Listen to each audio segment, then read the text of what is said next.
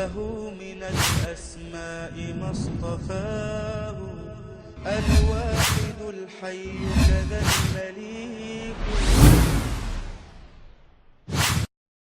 الحمد لله حمدا كثيرا كما أمر، ونشهد أن لا إله إلا الله وحده لا شريك له، ونشهد أن سيدنا وسندنا وحبيبنا وشفيعنا ومولانا وقائدنا الأعظم والنبي الأكرم محمدا عبده ورسوله، لا نبي بعده ولا رسول بعده ولا معصوم بعده ولا إمام بعده ولا أمة بعد أمته. صلى الله تبارك وتعالى على خير خلقه سيدنا محمد وعلى آله وأصحابه وأزواجه وأبنائه وبناته وذرياته وأتباعه أجمعين وسلم تسليما كثيرا كثيرا. میرے انتہائی واجب الاحترام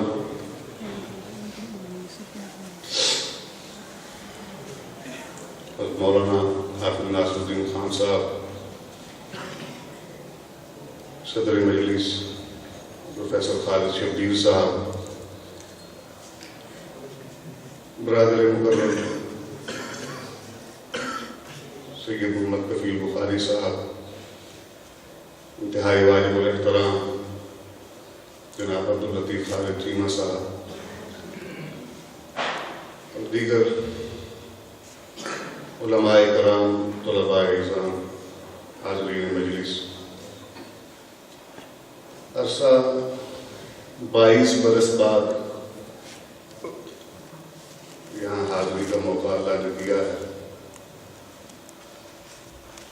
ابھی ہوش نہیں سنبھالا تھا جب یہاں حاضری ہوئی تھی،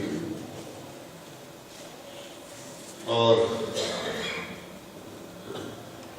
آج الحمدللہ اس مقام پر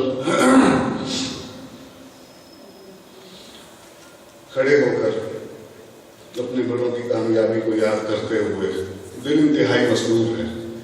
الحمدللہ میں ناکارہ سا طالب علم ہوں، نالائق سا. کچھ باتیں ایسی ہوتی ہیں جو ذہن پر نقش ہو جاتی ہیں. کہیں پڑھا تھا کہ اللہ تبارک و تعالیٰ جب کسی دور میں کچھ کام لینا چاہتے ہیں تو باصلاحیت لوگوں کو پیدا کرتے ہیں، اور جب تاریخ کا مطالعہ کیا جاتا ہے تو اصحاب محمد جیسا باصلاحیت کوئی اور نہیں ملتا. اور سیرت نگاروں نے یہ بھی لکھا کہ یہ اللہ تبارک و تعالیٰ نے اپنے قانون تکوینی کے تحت جو سیرت محمدیہ اور دین محمدیہ کی حفاظت کروانی تھی، تو ایسے لوگوں کا وہاں موجود رہنا ضروری تھا کہ جن کے ذہن اور دل اس کو قبول کر کے آگے منتقل کرنے میں کسی قسم کی رکاوٹ کو برداشت نہ کرتے.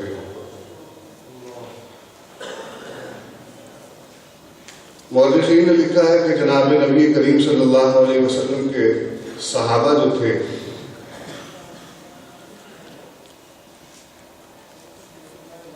یہ وہ جماعت تھی کہ جن کی اکثریت مافوق الفطرت تھی، اور عموم یہ ہے کہ کہیں اگر انسانی آبادی کی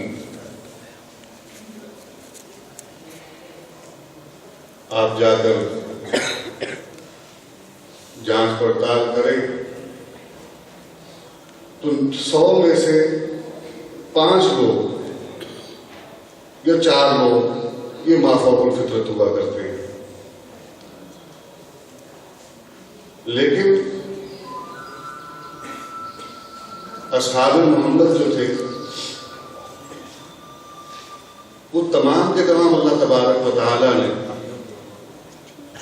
دنیا کے کونے کونے سے اکٹھے کر کر جو آقا کی جھولی میں ڈالے وہ ہیرے وہ ایسے تھے کہ ہر ایک مافوق الفطرت اور اپنی مثال آپ تھا. اللہ نے ان سے جو کام لینا تھا وہ کام ان سے لیا، ان کی محنت سے دین پھیلا، اور آج ہم اور آپ جو یہاں بیٹھے ہیں یہ اصحاب محمد کی محنتوں کی بدولت ہے.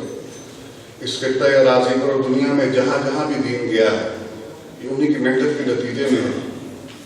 میں سن رہا تھا ابھی میرے محترم عبداللطیف خالد چیمہ صاحب فرما رہے تھے کہ جس طرح یہاں پر محنت کی گئی، ہمارے بزرگوں نے اس جماعت کے اکابر میں ہر قسم کی قربانی کا مقابلہ کرتے ہوئے یہاں پر یہ ادارہ قائم کیا۔ اس ادارے کو باقی رہنا اور باقی رکھنا یہ آج اس کا چراغاں ہمارے دلوں کو مسرور کر رہا ہے تو کئی دلوں پر موم بھی ڈل رہا ہوگا۔ اس کا باقی رکھنا یوں ہی ہے جس طرح امیر شریعت نے فرمایا کہ مجلس احرار اسلام کا قیام اور اس کی بقا بہرحال ایک شرعی امر ہے۔ میں سمجھتا ہوں کہ یہ ادارہ بھی اس کا باقی رہنا اور اس کا باقی رکھنا جو ہماری ذمہ داری ہے یہ ایک شرعی امر ہے۔ طویل گفتگو اس وقت ہو نہیں سکتی،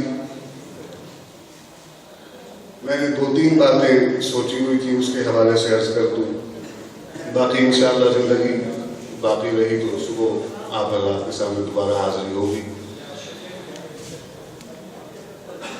عقیدہ ختم نبوت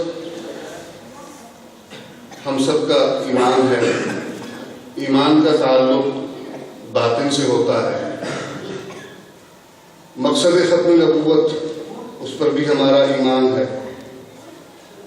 اور وہ جناب نبی کریم صلی اللہ علیہ وسلم کی محنت کو باقی رکھنا اور اس کو آگے پہنچانا، اس کا تعلق ظاہر سے ہے۔ تو جہاں ہم نے عقیدے کے لیے محنت کی ہے وہیں ہماری بہت سی ایسی تنظیمیں ہیں جو ظاہر کے لیے اصلاح اعمال کے لیے محنت کر رہی ہیں۔ بس ایک اصول میں عرض کر کے اجازت چاہوں گا،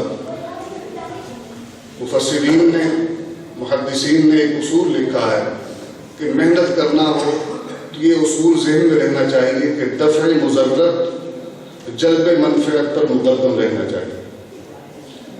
اگر دین پر کہیں کوئی آنچ آنے والی ہو، دین پر آنچ آ نہیں سکتی لفظ ہم استعمال کر جاتے ہیں، دین کو اللہ نے محفوظ رکھنا ہے، دین ہمارا محتاج نہیں۔ لیکن اگر کہیں کوئی دین کے کسی معاملے میں کوئی مسئلہ ایسا درپیش ہو کہ بظاہر یہ معلوم ہوتا ہو کہ مسلمانوں کے عقائد پر زد پڑنے والی ہے یا مسلمانوں کے کسی عمل کے راستے پر رکاوٹ ڈالی جائے گی، تو اس نقصان کو دور کرنے کے لیے محنت کرنا اب باقی تمام محنتوں پر مقدم ہو جاتا ہے۔ اللہ تبارک و تعالی میرا اور آپ کا ہم سب کا حامل و ناصر ہو، ہمیں دین کی سمجھ عطا فرمائے، اور اس دور میں وقت کی نفس پر ہاتھ رکھتے ہوئے جو کام اور جو محنت کرنے کی ضرورت ہے ہم سب کو وہ کرنے کی توفیق عطا فرمائے۔ وآخر دعوانا الحمدللہ۔